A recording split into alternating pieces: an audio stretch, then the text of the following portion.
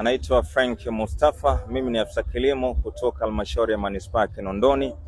Tupo katika maonyesho ya 8 2026 katika banda la halmashauri ya manispaa ya Kinondoni. Na hapa tuna mazao mbalimbali ambayo wewe mkulima na mdau wa kilimo unaweza kupata nafasi ya kujifunza na kupata ufahamu zaidi au elimu namna ya kuweza kulima kilimo biashara kupitia teknolojia.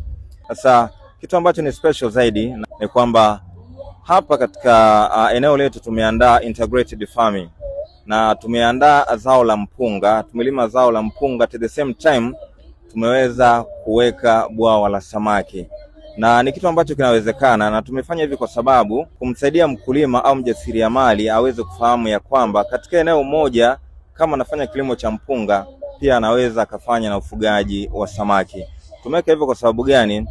Mara nyingi samaki wanategemea chakula ambacho ni rahisi sana. Ukipanda mpunga unaweza ukapata vyakula hivyo. Kwa mfano kuna microorganisms, lakini kuna hizi hawa insects kama minyoo ambayo inapatikana kwenye udongo pale ulipopanda mpunga.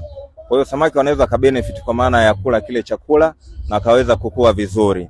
Kwa hiyo kama unahitaji ufuge samaki organic, yani bila kutumia vyakula vingi vya industrial foods, unaweza kufanya integrated farming, ukalima zao ambalo wakati huo huo ni chakula cha samaki, na wakati huo huo samaki wakaendelea kukua kwa kupitia lile zao ambalo umelilima. Kwa hiyo ukifika katika banda la manispaa Kinondoni utapata wasaa kujifunza vizuri zaidi na kupata elimu kwa upana zaidi. Tunawakaribisha wadau wote wa kilimo, wakulima wote na wafuatiliaji.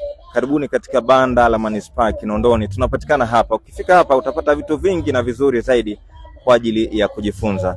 Karibu sana uweze kuenjoy sikukuu ya wakulima 8/8/2026. Karibu sana.